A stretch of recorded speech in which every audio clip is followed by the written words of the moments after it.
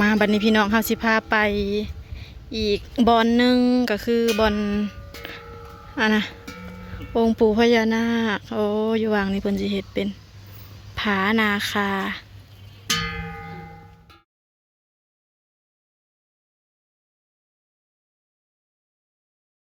เดี๋ยวสิพาเบิ่งวิวทางนี้พี่น้องทางนี้แม่นเพิ่นเฮ็ดใหม่ไปเบิ่งนำกัน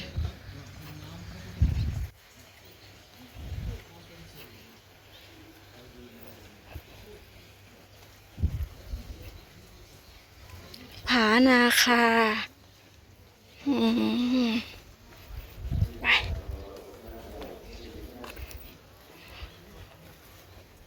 ชมวิวนำกันพี่น้องยังไปทางใดก็เป็นสีเขียวงาม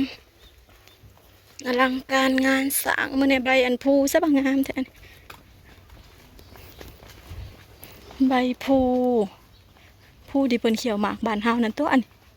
งามคักพี่น้องระหว่างทางลงไป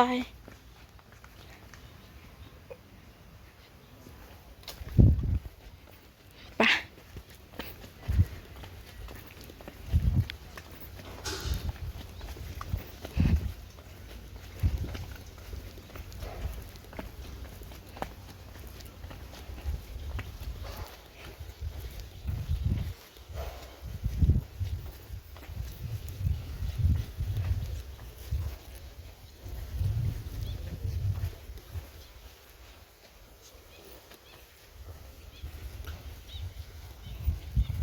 จ้า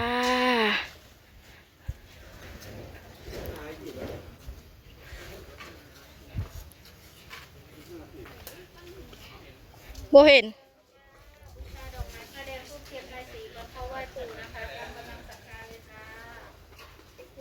หอดแล้ว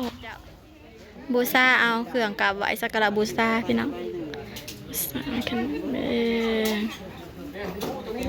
หากันเจอแล้วไปหาจนหอบจุเพิ่นไปคอเละทางนี้ปัญหาอยู่ได้กันเนาะโตเด็ดมือแรงเต็มตีเลยเต็มเลยมือแรงนอนอยู่ห่างตัวเล็กตัวที่แล้วก็ทะเลค่ะ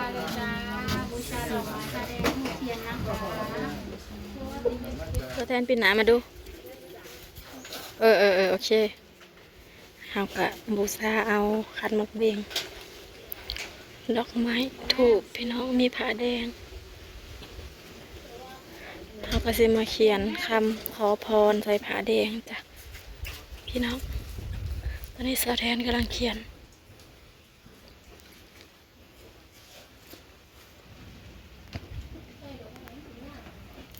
สองแม่ลูก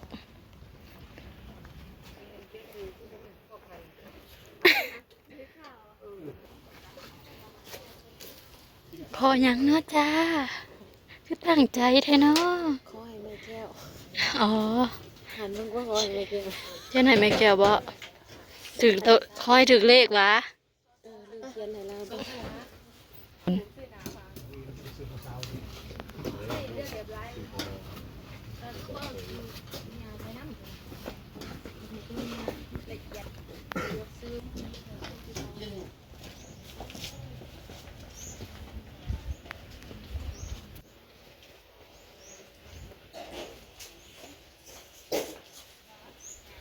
ขออย่างเนาะเจ้าแดนเอ้ยขอทุกอย่าง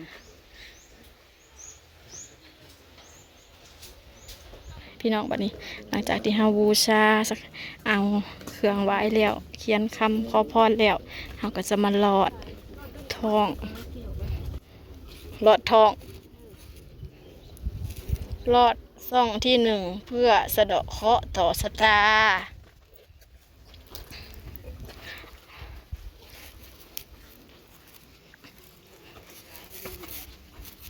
หลอดซ่องที่สองเพื่อปกปักรักษาจากภัยพาน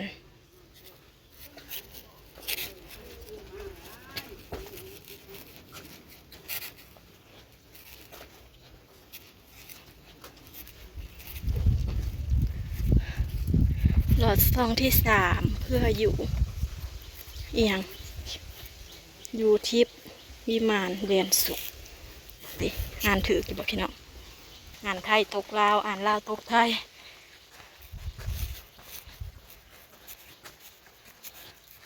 รอดซ่องที่เท่าไรแล้วรอดซ่องนี่เพื่อความโชคดีมั่งมีปลอดภัย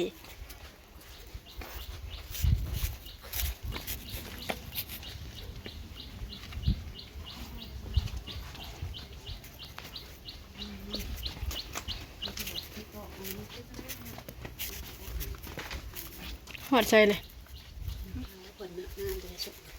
เมื่อไรจังไทยก็ได้ เขาหอดใจเลย มันจะนี้เลย ได้ไหม มันเห็นบ่ถามมันบ่ เขาหลอดถืออยู่ แม่นอยู่ว่า ถือแค่นั้นหลอดแต่พุ่นนี่คือมีท่า อันนั้นเลาะเตี้ยวไปหันน่ะ งงกับกัน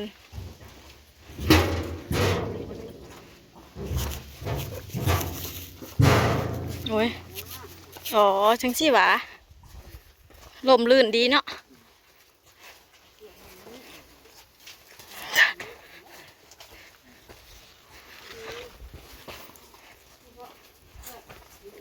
พี่บ่ลูกพี่ นี่แหละ มารอนะนี่บ่ บ่เคย พี่บ่ เขาไปนี่แหล้วกองเพิ่นนี่สองนี่รอดเพื่อหน้าที่การงานและชีวิตเจริญรุ่งเรืองสาธุนะทายเลยอ่านน้ำใดช่องที่เท่าใดนี่เพื่อเงินเนืองนองทองไหลหลังสาธุไปพูนลงไปจุดถูบอยู่รุมผู้บัน ยังบ่เลยพี่บ่เนาะ ไปพูนก็ได้มาทางนี้ก็ได้ไปทางใดก็ได้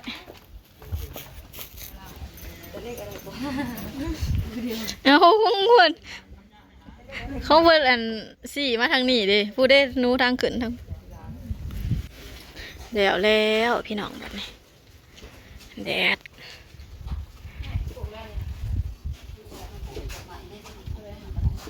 ถูกใช้ก็ได้ให้ดิเอามาผ่าเด้อโอเคพอสุกพอแล้ว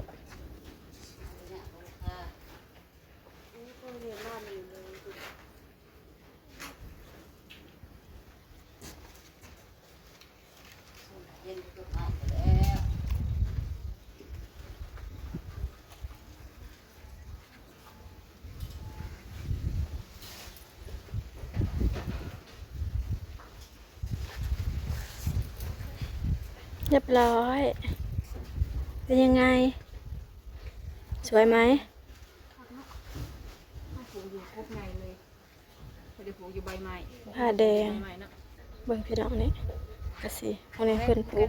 มีเบิดบ่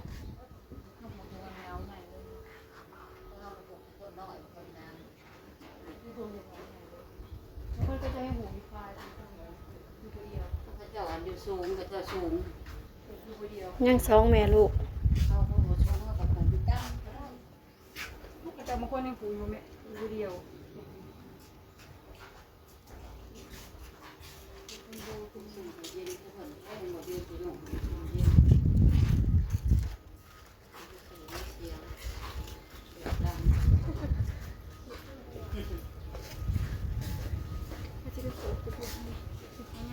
จะพาผูกในครบมั้ย ครับบ่จ้าบัดนี้เฮ็ดยังแม่ฮะ และท่านอยากมีจิตศรัทธาจะร่วมทำบุญกับทางวัดถวายสังฆทานแด่พระภิกษุสงฆ์บูชาชุดละ99 บาทหรือทำบุญสร้างกุฏิสงฆ์บูชากระเบื้องมุงหลังคาแผ่นละ99 บาททำโดย แผ่นละ99 ตลอดปี 2500 100นั่นแหละ วันนี้วันที่20 เดือน 7ก็จะได้ค่ะมานำกันว่าจะเนาะเสื้อห้าพอไปจะผ่านกันเขาลงสาม เจริญพรท่านผู้ใจบุญท่านหลังจากท่านได้ขอพรสิ่งศักดิ์สิทธิ์ตามจุดต่างๆก่อน เอากล่องเพาะกล่อง แล้วก็สิกลับเลยพี่น้องได้สิลงแต่พูแล้วจ้าเจอกันอีพีหน้าเด้อพี่น้องเด้อสำหรับใครที่เขามาเบิ่งคลิปกะขอพรห่วมทำบุญนำกันพี่น้อง